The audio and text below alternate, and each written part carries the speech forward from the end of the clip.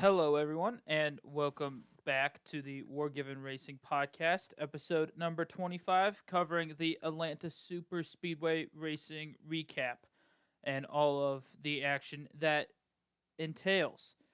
This is the third episode of the day of the busiest weekend in motorsports, I'd say. Definitely this year, probably for the entire year already. Um, Earlier today, I did my Formula One racing recap, and that is now up on the channel and in its proper playlist. The IndyCar racing recap is also up and in its respective playlists. So after tuning into this, feel free to go give those a look at or listen and hit the like button over there if you like what you hear.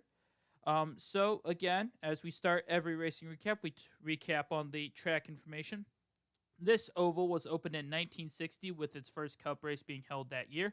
The track, much to controversy and whatnot, has been repaved and configured from 24 degrees up to 28 degrees and then narrowed from about 55, 56 feet down to 40 feet in the corners. And then after Talladega and Daytona, it is the third highest banked track on the NASCAR Cup schedule.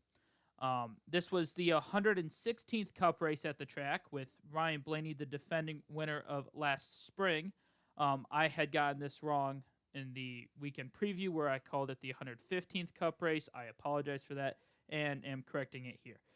It was the 32nd and 21st race for the Xfinity Series and Truck Series, respectively, and then Justin Allgaier and Kyle Busch were the defending winners for those respective series.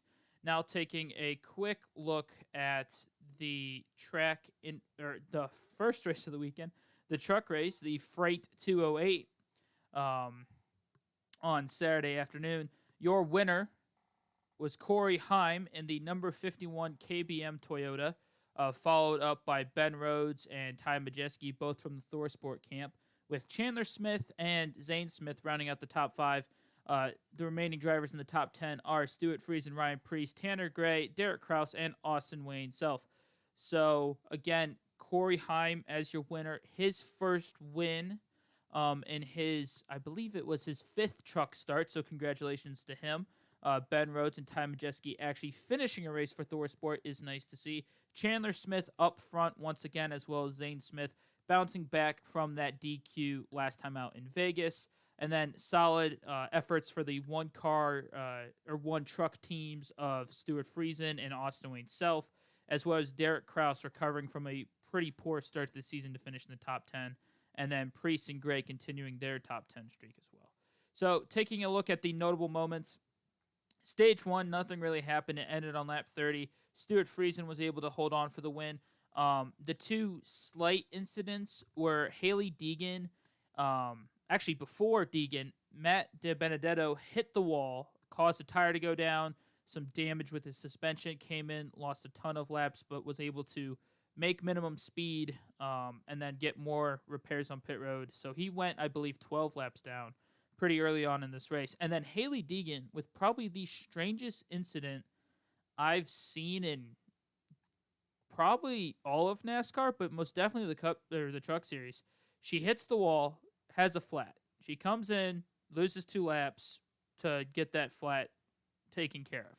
She then comes back in completely on fire, like the rear of her truck is completely on fire. And the Fox broadcast for this race was horrible, but we'll get to that more in a bit. But next thing you know, she's out of her car, everything, she seems pretty okay. But then the broadcast tells us that, she suffered heavily from smoke inhalation, which, how did a flat tire cause that? Most people online, the booth, and I kind of agreed that the brake fluid probably caught fire, which then got into her fuel tank. Fortunately, didn't cause an explosion or anything of the sorts. Fortunately, her crew members are okay. So if it was getting close to the fuel tank, it probably didn't go in it, especially because this truck would have been extremely full of fuel, which would have been quite bad if it got ignited. So those two had lots of trouble in Stage 1. Other than that, it was pretty standard single-file racing. And then Stage 2 was more single-file racing with John Hunter Nemechek winning that stage. And then Stage 3 is where it really kicked off the final, 70 odd laps.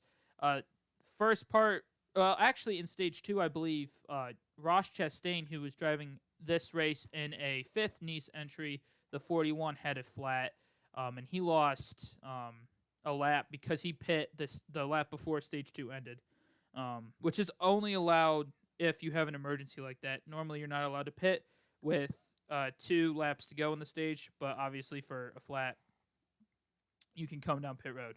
But on lap 68, the Nice nightmare continued, and it's getting rolling, where Dean Thompson and Lawless Allen got out of shape in the drafting, and Dean Thompson hit the wall hard, retired on right after this incident. Allen suffered significant damage, and Christian X kind of got involved. He didn't have massive damage, but it definitely hurt his truck. So that is 1 Nice car out, 2 Nice cars with damage. Chastain with the flat tire, Allen with the damage in the crash. Then on lap 91, Tanner Gray had gotten into the wall on the previous lap, coming out of turn 3 and 4, and then in 1 and 2, Jordan Anderson attempts to clear Gray. Gray attempts to get back in line. They don't really match it up.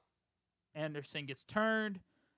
It's hit right into Tate Fogelman's rear right, and Fogelman goes up the track, slaps the wall hard. His day was over. Jordan Anderson, I think, was able to continue since he didn't hit any wall. He just hit the rear left or the rear right of Fogelman. Tanner Gray obviously finished in the top 10. And then you see Carson Hocevar have a tire problem. So that was another Nice issue. And then in stage 3, no real lap descriptions, but John Hunter Nemechek and Matt Crafton both hit the wall. They had flats, so they went 1 or 2 laps down, had to pit, get the fresh tires. And then for the finish, I watched it live, but I had to watch the replay a few times since I was at work to really get an understanding of what's going on. So in this final period, Nemechek had gone back up to speed, had worked his way up to 3rd in line, even though he was multiple laps down. Chandler Smith was out in front, and Corey Heim was 2nd. So it was KBM 1, 2, 3, even if John Hunter wasn't for position.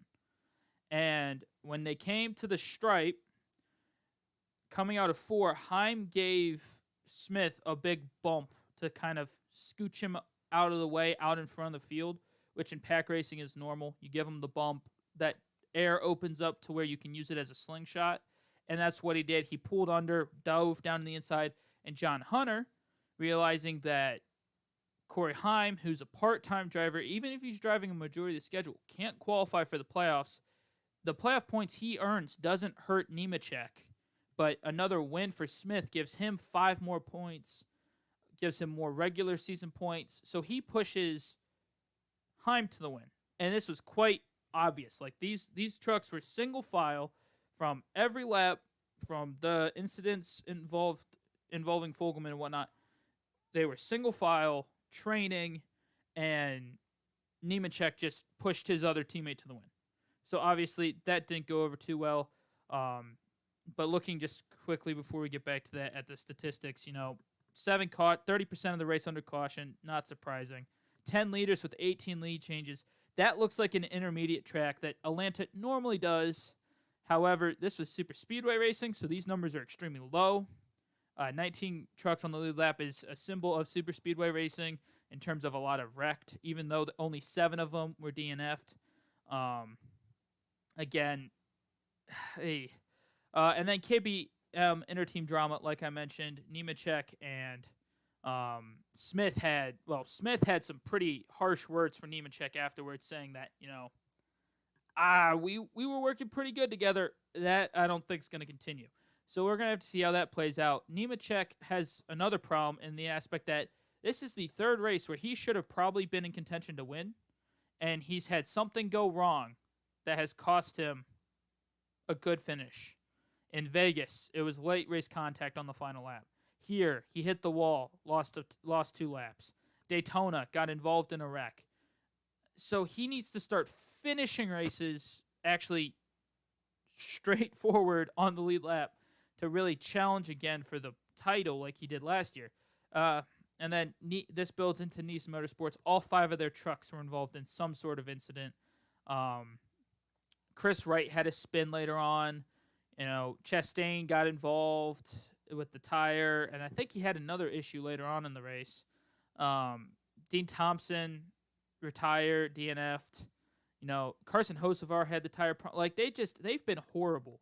And I know they've got 3 young drivers. Chris Wright, Allen, and Thompson are all extremely young. So they get passes.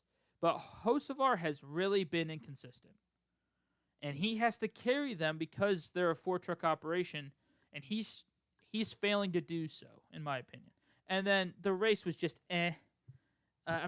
truck super speedway racing is good, but that's because they have so much time and space to build up.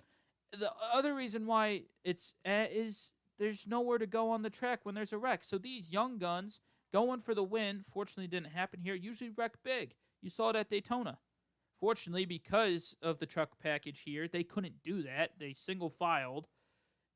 Fortunately, no big wreck happened, but in the Xfinity race, as we'll see, the younger drivers are aggressive, or some of the older drivers who know that this is their series and they have nothing to prove but to be good in this series, really push the envelope. And it's just, especially the truck race, it was just But nonetheless, moving on to the points, Smith still maintains the regular season lead. Nemechek is in 8th. Really, notables, Zane Smith is back in the top 10, but like I mentioned, Carson Hocevar should be in the top 10. Congrats to Austin Wayne Self for being in the top 10 pretty solidly. Matt DiBenedetto with his horrible day drops out of the top 10, and through 3 races, only 2 drivers are locked in, as Corey Heim is not eligible for the playoffs. So moving on to the Nally Cars 250. The winner was Ty Gibbs with a very good double overtime restart. And then Austin Hill continues his impressive form on super speedways. AJ Allmendinger gets another top 10. Riley Herbst has a good day after going down, I believe, a lap or 2 for his flat tire, or I think it was a flat tire, or he had some mechanical issue that caused him to go a lap down. So impressive for him to work his way back to where the Stewart-Haas car should be. Landon Castle gets his first top 5 in, I think, 6 or 7 years in the Xfinity Series. And then shout-outs to the Mason Massey and Kyle Weatherman for DGM. Both part-time drivers. Weatherman and Massey are not driving this week at COTA for DGM. And they've had good runs but have been involved in, wrecks because they're typically a mid-pack team. But good job for them getting top 10s. I think it was first career top 10s for both. No, for Massey it was. For Weatherman, this ties his best result from last year, which was, I believe, in 8th place at Phoenix in the spring race for Mike Harmon. So, great to see them, underfunded guys getting in the top 10. And then RCR and Sheldon Creed and then Ryan Sieg and his Ford round out the top 10. Shame for Ryan Sieg, but we'll get more into that in a second. Looking at the notable moments, stage 1, there was really nothing until the final laps. I mean, they started 2 wide, then they went single file, then they went back to 2 wide to end it. Josh Berry ended up taking it from Gregson. Moving into stage 2, Gregson hit the wall, which gave him a flat, put him 2 laps down. But he somehow came back and won the stage. It's just kind of... Wait, no, he didn't. Well, regardless, the stage... AJ Allmendinger won the stage. I apologize for not fixing this. But AJ Allmendinger won the stage. And then lap 106, sadly, Jade Buford, who has had a horrible start to the season, has a continued horrible start to the season, as despite being in the top 5 for practically all of stage 2 and then the start of stage 3, he got bumped too hard by Jeb Burton, which then collected Burton's teammate, Anthony Alfredo, in the 23, and then Jeremy Clements in the 51. Ended Buford's day. The 23, 51, and the 27 kind of just remained in the mid-pack. And then 7 laps later, right after the restart, Joe Kraft, and I don't know what he was doing, but he got out of sorts, went up the track, and then when he came down, Hemrick came up a bit, and he turned Hemrick, and I think, ended Hemrick's day. Didn't end Graf's day, but ended Hemrick's day. And he's had a horrible start to the season too. And then lap 154. So in between this and 113, there was a caution for Sam Mayer having an issue. That's not surprising. Sam Mayer, through his fault or not his fault, gets in an issue every week. Well, this big one was Trevor Bain late on in the race, because this race was originally supposed to go, I believe it was 163 laps. Trevor Bain goes to make a move to get to the front, and he takes it 3 wide going into turn 1 and 2, which you can't really do, and you extremely can't do with the Xfinity cars because they have higher horsepower, lower downforce. They have low horsepower, low downforce. They've got maybe about 400, or was it 500? Again, horsepower. I know they've got low downforce, though. And so they were extremely squirrely. And he practically gets turned because he goes through wide, hits the wall, comes back down into the field, and it wrecks all 4 Junior Motorsports cars. I mean, legitimately all 4 of them. If they weren't already severely damaged, or Mayer had already had damage, and so did Gregson, they were junked. All 4 of Junior's cars were junked. Alpha Prime, who had been running pretty well, both cars in the top 20. The 45 was able to escape without damage, really, with Tommy Joe Martins, but the 44, driven by Sage Karam, was not able to do that, so he got wrecked. And then Bain was out, and then the rest of the cars really didn't suffer too bad of damage. But by the time this get cleaned up, we've got 4 laps to go, and the 31 had suffered some small damage in that accident, and so for whatever reason, he just had a bad restart. The 98, who's getting pushed by the 54 behind him, legitimately just dives underneath and just spins out the 31. Again, racing incident. First glance, it looked really dumb by Riley Herbst. It looked akin to the Devlin DeFrancesco move in the IndyCar race earlier, or the next day. But on replay, it wasn't. He got a big move the big bump from the 54, so it's either he goes straight into the back of the 31, which then results in him probably going up the track and wrecking a lot. He chose to dive down to the inside. He might make it into the turn. He might turn the 31. He might wreck, but it only probably would be them, and that's what happened. 31 dropped back. Unfortunate for the 31. Again, good pace on the Superspeedway type racing.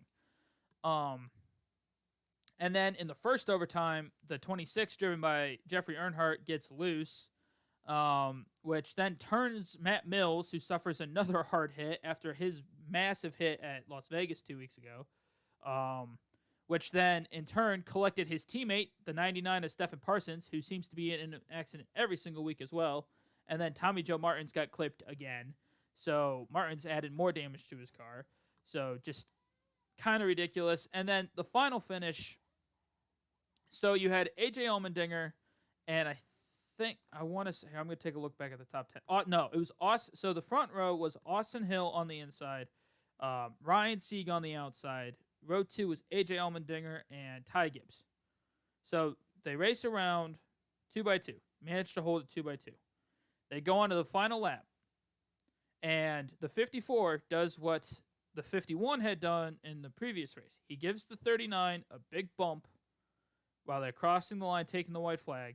The 39 shoots out in front, has nowhere to go. The 54 goes right around the outside and is followed by everyone behind him. And then the 54 cuts down to the bottom. The 39, literally like a zipper, zips straight down the middle. Fortunately, didn't get collected. Was able to get back into the line and finish 10th, but he dropped back after having a pretty good chance to win. And Ty Gibbs just takes that inside lane. Austin Hill's got nowhere to go. AJ Allmendinger has nowhere to go. And they legitimately push the 54 to victory around that final lap because the zipper effect disrupted the outside lane completely. And so Ty Gibbs only had to stay in front of Austin Hill. There was actually, I don't think there was a wreck on the final lap, which was surprising considering the Xfinity Series' final lap wrecks often. So Ty Gibbs didn't steal because he was up front a lot. But that was the only lap he led, was that final lap, and it was a good move. He could have wrecked Sieg after what happened in Vegas 2 weeks ago. He didn't. He actually, he helped him and hurt Sieg by doing it cleanly, by just giving him too big of a bump on purpose to get the space to then cut down to the bottom. So very impressive there. And then the statistics, 32% of this race was under caution. And that, ladies and gentlemen, has to do with the stage cautions and the comp caution, which, oh my lord, the fact that the Xfinity Series had a comp caution drove me up a wall. This race took 2.5 hours, and that was without the red flag. There was one red flag, I think, after the big one. And, I don't know. It was after one of the wrecks. They red flagged the race. It probably was the first overtime wreck, and that added another 30 minutes on. So this race was long for a 250-mile race. But 56 laps of 163 is quite insane. And then look at the statistics here. 10 leaders with 11 lead changes. The wrecks happened in the back of the pack because all the leaders were running single file, with the exceptions of a little bit at the end. I mean, this race, and I was able to watch most of it, was boring. It was horrible. The Xfinity Series typically has the best race. And you can see with how many cars finished on the lead lap, 29 of them. Because, sure, there was cars involved in wrecks, but it was horrible. And I already talked about, JRM and Gibbs making the move, so I'm not going to go over that too much. But the racing in these lower two series were horrible. I mean, the truck series was a train because they couldn't pass. And when they tried to pass, they would go up into the wall, rip up a tire because they don't have composite bodies. And then the Xfinity Series was even more of a train. Just a longer race. And the wrecks that happened were because people were trying to make moves, but they couldn't without getting loose. And I don't know. Going into Sunday, I was not expecting even a decent cup race like I predicted in my weekend preview. I thought it was going to be a crap show, and it was a crap show, but in its normal Superspeedway crap show. But enough about the Cup Series. We'll get there. Point standings, Gregson's lead's cut in half. Gibbs, with his second win, moves him up to first in the playoff standings with 10 playoff points, 2 wins. Actually, the first driver in any of the 3 top series to get multiple wins, so congratulations to him. No real surprises anywhere in the top 12 in points. I mean, it's a miracle that Sam Mayer, this shows how fast he's been. He's been involved in wrecks every week, and yet he's 13th in points, 2 points out of the playoffs.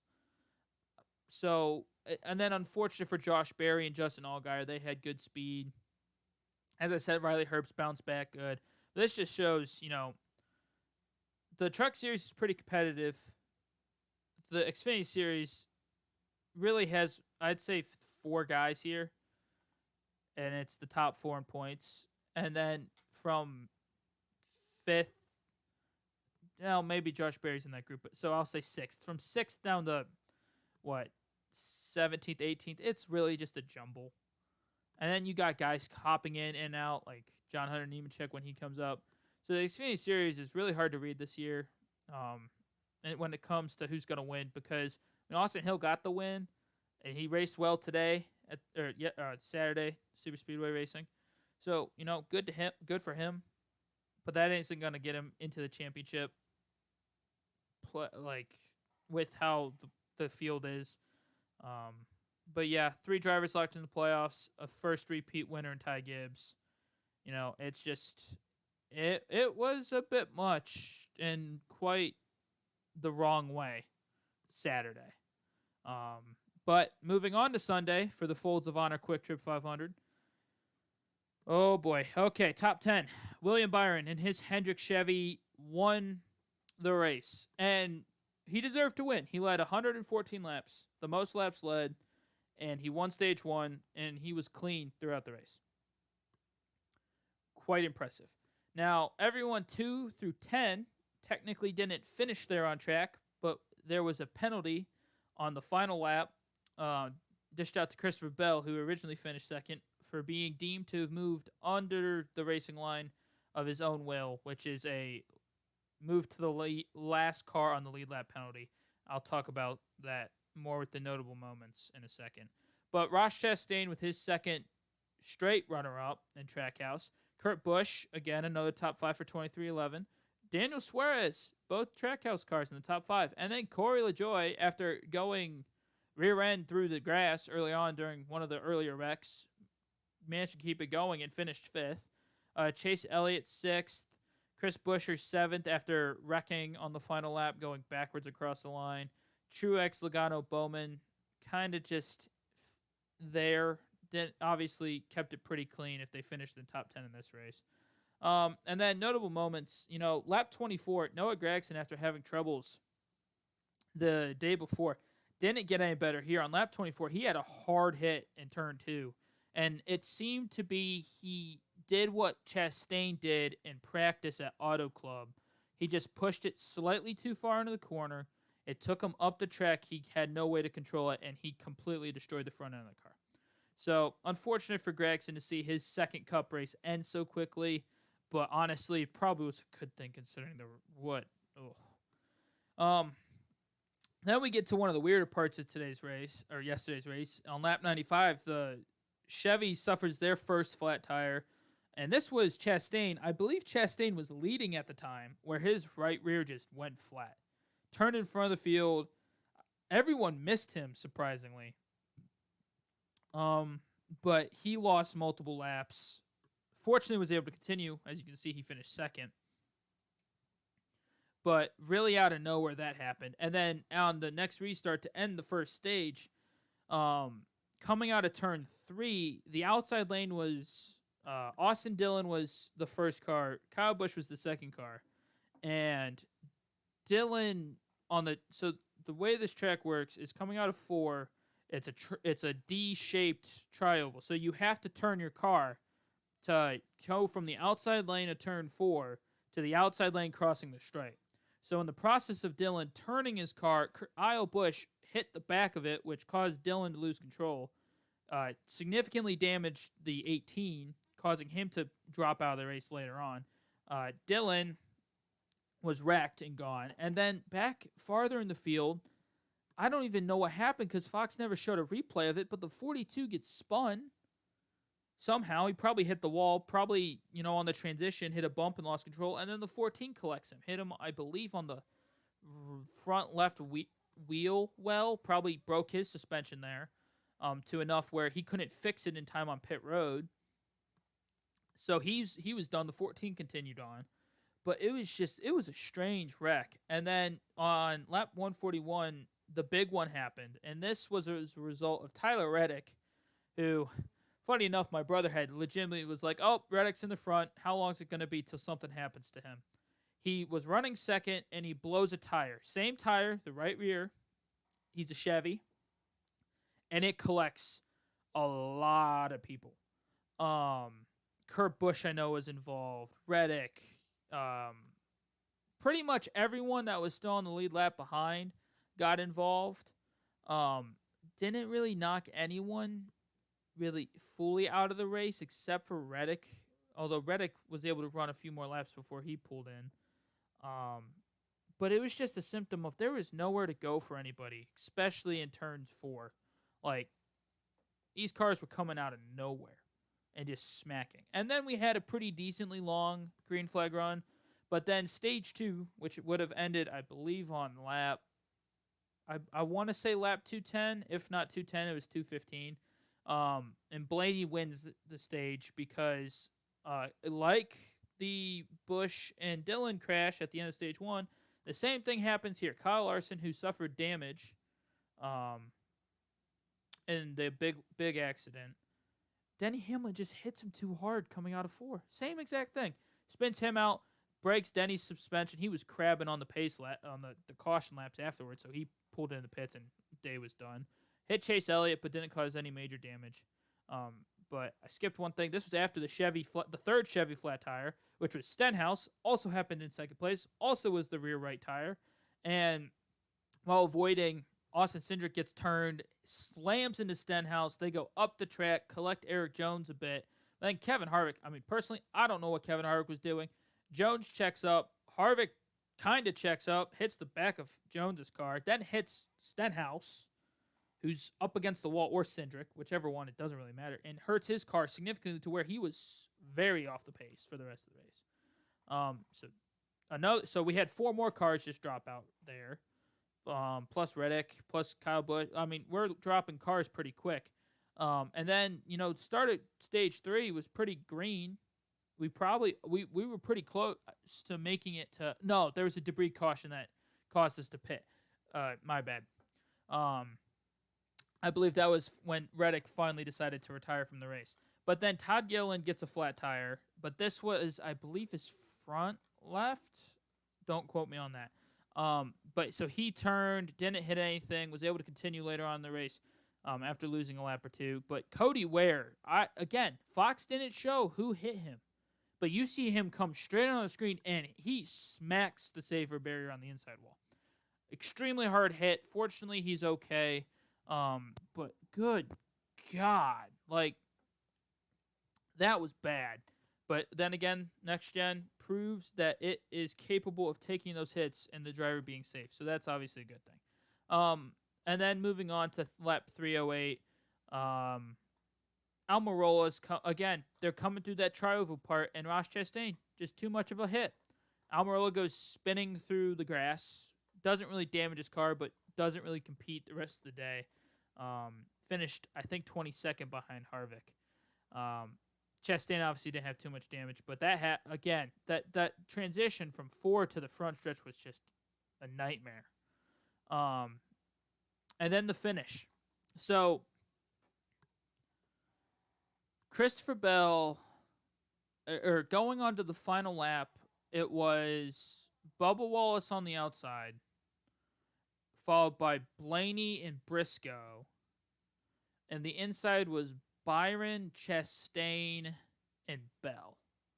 And so going into turns 1 and 2, I think Blaney had given Bubba just enough of a bump where Bubba got loose, which then caused Blaney and Briscoe to get loose, so they hit the wall and dropped back.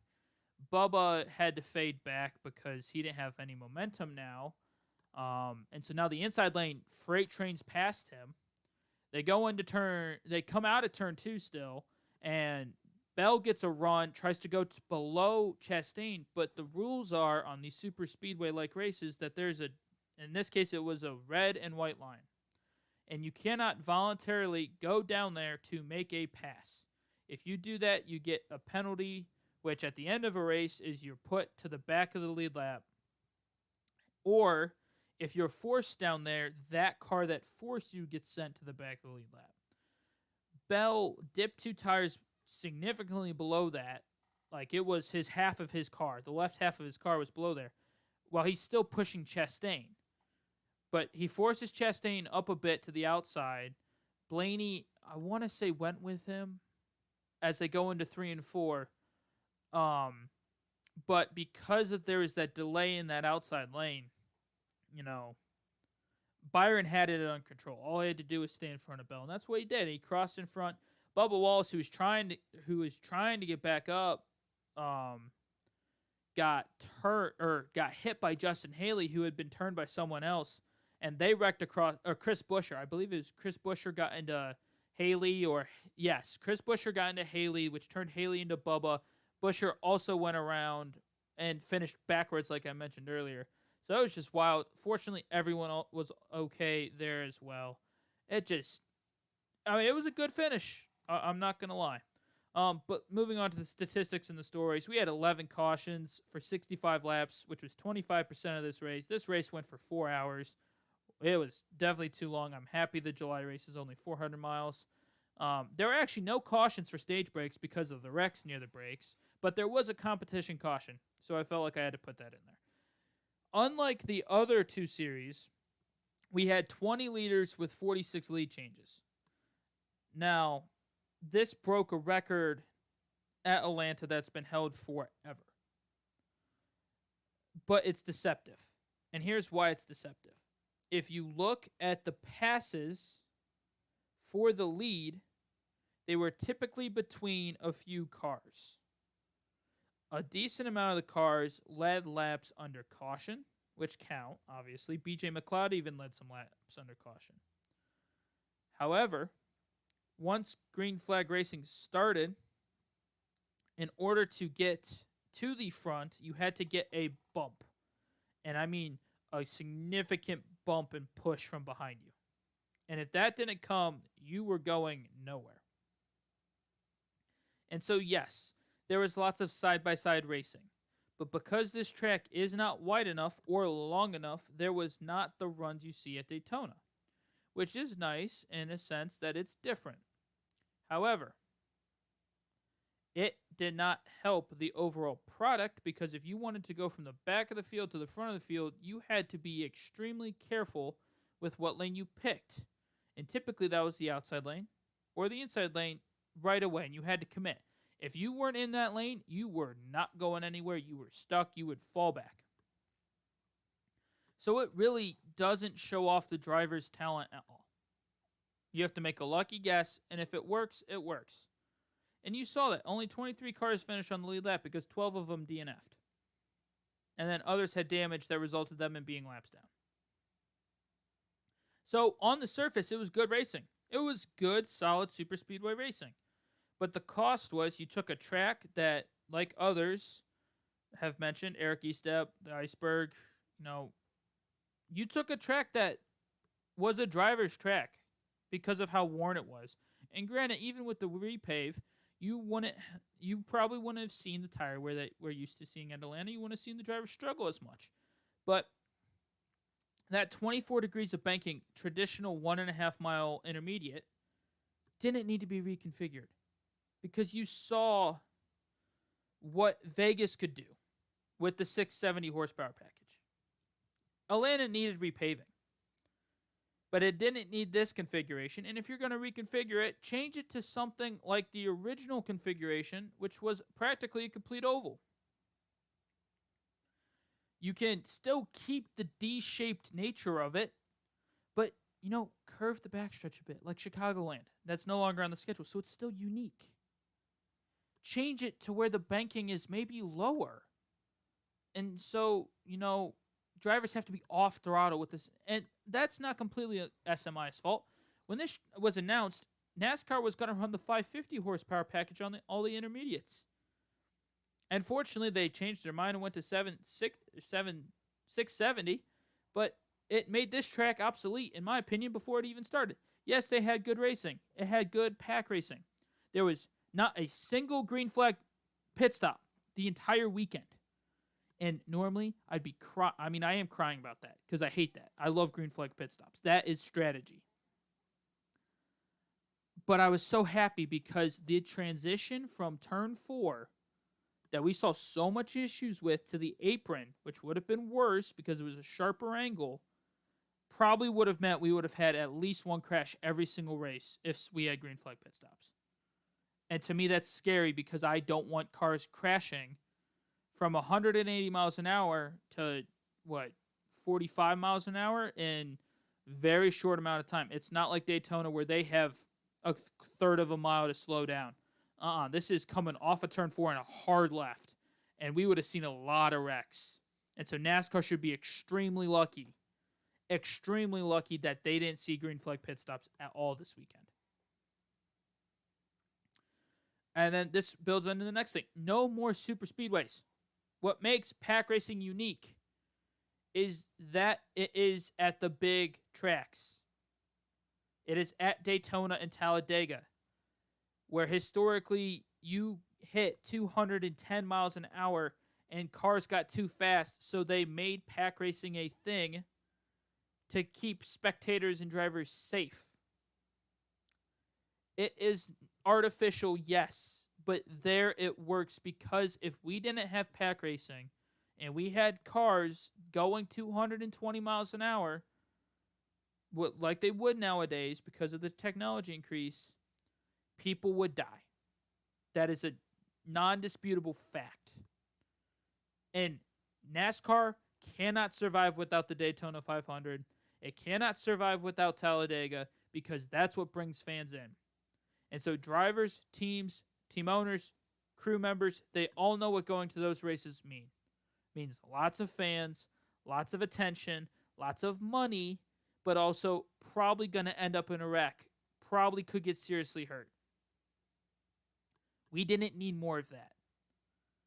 So 6 is the hard line. I'm sorry, NASCAR, but IndyCar was able to make Texas work. Texas, a track that SMI had ruined. They were able to make it work, be exciting. You don't need to make tracks into superspeedways to be excited racing.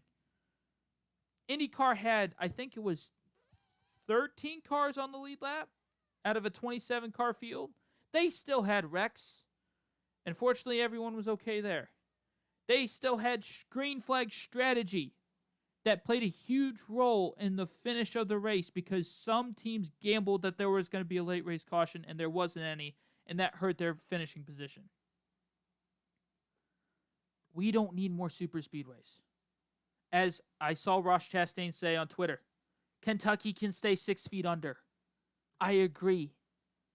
Unless you're bringing Kentucky back in its normal form, or Chicagoland in its normal form, keep them dead.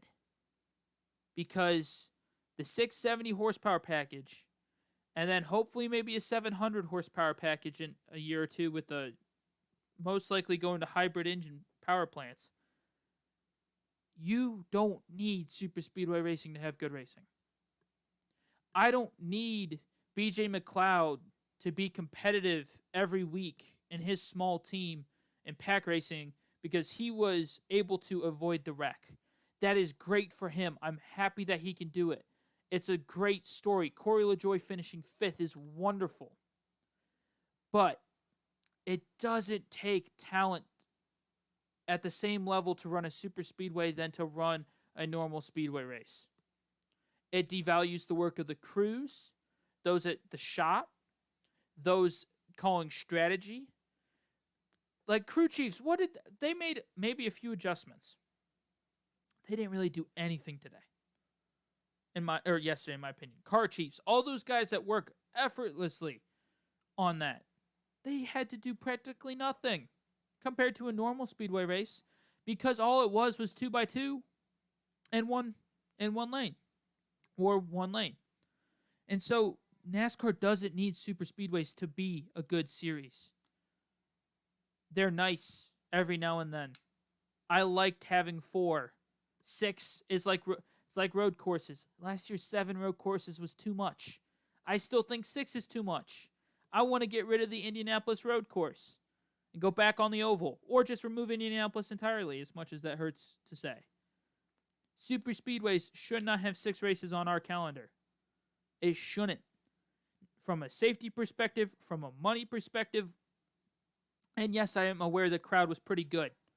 But again, taking it from one source is kind of dangerous, and I'd like to hear other perspectives from it, exploring it. But Slap Shoes, now again, granted, he's typically a critic of NASCAR, said that the facilities at Atlanta did not even get touched with this upgrade. It was only the track. Atlanta still had traffic problems, still had concession problems, still had bathroom problems. SMI and NASCAR are focusing on the wrong thing. Stop focusing on making the racing better by changing tracks. You have a good or great car right now. Let it show that it's good. Last week's Phoenix race was average. Now granted, and that was because the cars were slipping and sliding. Don't put resin down next time. Let them slip and slide. Let them figure it out. Let the drivers drive. You saw that at Las Vegas. You saw that at Auto Club, and those were the 2 best races of the season. But I'll stop ranting there. It was good racing. It was pack racing. And congrats to Speedway Motorsports. They did what they wanted. They got pack racing on 1.5 miles. And yes, it was strange. And yes, it was kind of cool. And yes, at the end of the race, I was just as into it as I am when they race at Daytona or Talladega. But you cannot ignore the problems with it. You cannot ignore that. And you cannot add more. Because pack racing is inherently artificial because it was created for safety. At a mile and a half, that it's less safe to have pack racing than normal racing. So, Charlotte, if you touch Charlotte, I swear, I actually will stop watching the sport. If you touch, Las Vegas or even Texas, as bad as that's been with NASCAR, IndyCar made Texas work. NASCAR can make Texas work too without repaving it. Okay, I promise I'm done. The last few things. Trackhouse, both cars in the top 5. Great for them. Last week they had both cars in the top 10. Now they got both in the top 5. Next is a win. They're doing a great job in their second season. Same with 2311. Should have had both cars in the top 10, top 5, but Bubba got unlucky with the final start. And that, again, that's pack racing. Christopher Bell gets his penalty. I hate that rule. I understand why it's there. I think it should be lowered maybe a bit on the backstretch. Like, bend it, I guess. But, if you're going to enforce it, that he definitely deserved it then. And like I said, improvement for the future. It's not going to happen because it simply can't anymore. They've already redesigned the track, but it's too narrow. And it just, the bumps are good in a sense, but when you're pack racing and the bumps unstable the car that much, and they don't have the ability to pull away from each other, something bad's going to happen. And I don't want that to happen. I want the July race to be a good race. But I'm hoping that, they can tweak the track a bit, tweak the pit entry a bit, tweak the front stretch a bit, especially coming out of turn 4, or maybe even tweak the horsepower package. If they run 670 and it's relatively safe and they can't be super packed racing, let's try that. I don't know, something for the future. But anywho's looking at the point standings. Chase Elliott takes the lead, 7 points above Joey Logano. Chase Briscoe takes over the playoff lead with his points position plus his win. Byron now has the most playoff points because he's won 2 stages as well as his win. And then we have our first winner to dip out of the top 16 in points, and that would be Austin Cindric, who got involved in that incident with Stenhouse. So he's now 17th and outside the top 16 in points. Daniel Suarez moves up into the top 15 in points, which is great for him. Same with Chastain, who's now in the top 10. Eric Almirola, even though he finished 22nd today, still in the top 10, so good for him. Kurt Busch is now top 5. Another good week for him. And, we've got 5 winners. There's only 11 spots left. And we've got 21 races to go. We may see some tiebreakers. Who's going to be the first driver to win again? We go to COTA next week. Chase Elliott, Kyle Larson, Austin Cindric. Elliott hasn't won yet, but Cindric and Larson most certainly could. So that'll be interesting to see. Now we move on to the fast car points, as always, to end off the podcast. Tanner Gray is still on top of the Truck Series with Majeski in second. Chandler Smith, your highest winner, in third, with Stuart Friesen in fourth. Those 4 are really breaking away from the rest of the pack.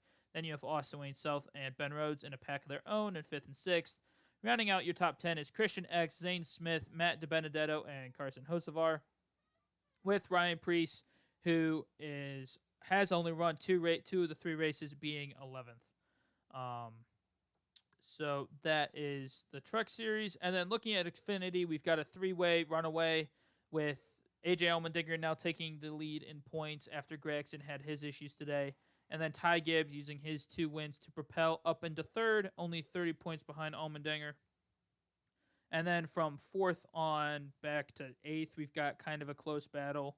And then from 9th down to 15th, it's another battle. So as you can see, winning in the Xfinity Series doesn't necessarily help with everything. Austin Hill's proof of that. He's down in 11th. Was that 270 points off of A.J. Allmendinger, so that's over a race win and all the bonus points.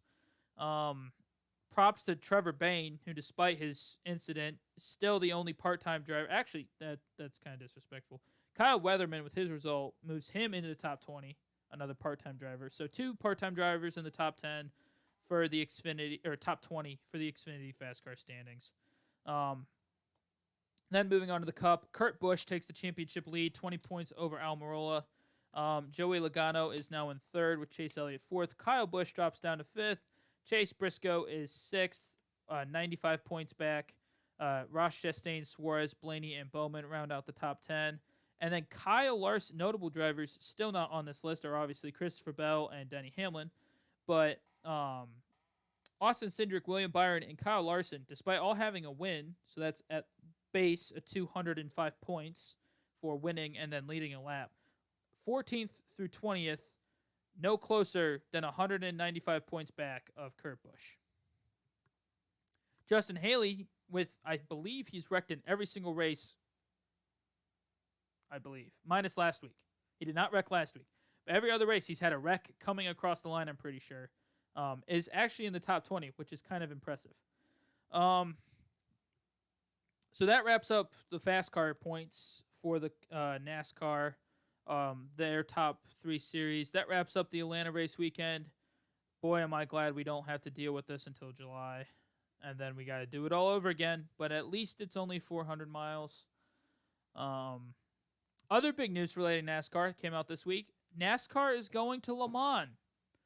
So more on that will be coming later on, most likely in the sports car episode later this week, recapping Sebring and the World Endurance Championship round there, plus IMSA's 12 hours of Sebring.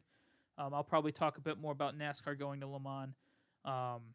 But the basics, Rick Hendrick's going to field the entry. It's going to be in Garage 56, which is Le Mans' special entry list. And, yeah, it's going to be a modified next gen that's going to race at Le Mans. So that is going to be fascinating to see how it performs. And that's pretty much it. We go on to COTA next week. All 3 series race. Trucks and Xfinity are Saturday again, with Cup on Sunday. And hopefully this year, with the date being in March, we don't have the rainstorm that we had Sunday for the Cup race, so we can actually get the race done to full distance. I'm excited to see COTA again. We've got a lot of part-time teams coming. I know the money team's going to be there. Kaz Gralla. Team Heseberg's going to be back with Larice Heseman. And then I believe... Oh, who's the third open? JJ Yelly. Yes, JJ Yelly will be racing an MBM car there as well. So that is good to see. But that wraps up today. I hope you enjoyed my thoughts on Atlanta's Superspeedway race. And yeah, enjoy the racing. Again, if you haven't checked out the other episodes from today, please do so. Great races in F1 to start the season. A great race for F1 to start the season, and a fantastic race at Texas for IndyCar. So I would recommend giving those a look at, as well as everything else on the channel, Fast Car Podcasts, all on their respective playlists. Again, like, subscribe, and comment if you want to subscribe and support. Or if you've got any thoughts about the racing you saw this weekend at Atlanta. Am I wrong? Am I right? Am I in between? Where do I stand on your spectrum? Did you like it? Did you not like it? So on and so forth. But enjoy the racing. Keep watching it. And, keep on carrying on. Have a good night.